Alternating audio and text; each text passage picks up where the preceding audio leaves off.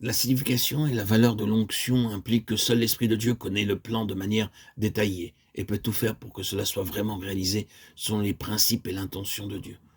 Je dis que seul l'Esprit de Dieu possède cela. C'est une merveilleuse chose de découvrir que lorsque vous considérez la plus simple et la plus élémentaire expression de la projection des pensées divines dans la parole de Dieu, tout se soumet à un principe, et que cela se développe plus tard dans une plus grande plénitude, mais toujours conformément à ce principe de base. C'est simplement merveilleux. Dieu maintient l'authenticité d'une chose par le principe qui la gouverne. Plus tard, vous ne voyez pas, et cela malgré le développement de cette chose, qu'il y ait eu un quelconque changement par rapport au principe fondamental. Le principe demeure, et vous ne pouvez pas l'ignorer. Lorsque vous considérez son développement dans la parole de Dieu, vous découvrez que cela est conforme au principe originel. Dieu a tout soumis à ses principes établis, et il n'en dévie pas d'un seul iota. Ses lois sont là, elles sont immuables. C'est l'Esprit Saint, seul, qui connaît tout cela. Il connaît les lois, les principes, tout ce qui, de manière spirituelle, gouverne le dessein de Dieu. Et lui seul en connaît le plan et les détails, et peut tout authentifier en accord avec ce principe et ses lois. Tout doit donc être vrai par rapport à eux. Nous pouvons être assurés que s'il y a dans la superstructure quelque chose qui ne soit pas en harmonie avec le principe spirituel divin de base, il s'introduira un défaut qui s'avérera être tragique tôt ou tard. La superstructure dans chaque détail doit être fondamentale, conforme au principe originel. Beaucoup parmi nous n'avons pas toute la lumière sur tout cela. Nous tâtonnons sur notre chemin, nous recevons la lumière tout doucement, très peu à la fois. Mais nous avons la lumière. Le ministère prophétique est un ministère d'illumination, et c'est ce qui, dépendant de l'onction, replace les choses dans une position d'absolue sécurité authentique par rapport au principe divin qui la régit.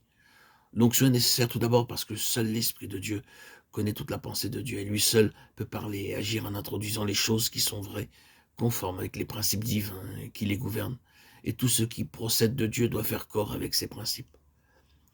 Le principe de l'Église, ce qui gouverne l'Église, c'est ce caractère céleste. Ce n'est pas un concept terrestre. Elle est liée à Christ dans le ciel. L'Église n'a pas été manifestée avant que Christ ne soit dans le ciel, ce qui signifie que l'Église doit agir. Christ étant dans le ciel sur une base céleste et spirituelle, elle doit délaisser le domaine terrestre et être réellement céleste, spirituellement, quoi qu'ici-bas, mais en relation avec Christ dans le ciel. C'est une loi divine, un principe qui est tellement clair dans le Nouveau Testament. C'est à partir de ce principe de base que l'Église, dans les actes, progresse de manière manifeste. Cependant, ce n'est pas quelque chose de nouveau qui serait apparu avec le Nouveau Testament.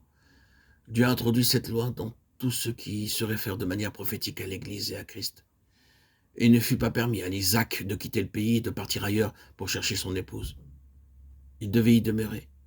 Et le serviteur devait être envoyé pour conduire l'épouse là où il était. Nous avons ici une loi, Christ est dans le ciel. L'Esprit est envoyé pour introduire l'Église là où il est. Premièrement de manière spirituelle et ensuite plus tard, effectivement. Mais le principe demeure. Joseph a été rejeté et est passé par une mort symbolique pour revenir au trône. C'est lorsqu'il a été élevé qu'il a reçu sa femme, As Osnat. Joseph est une belle figure de Christ.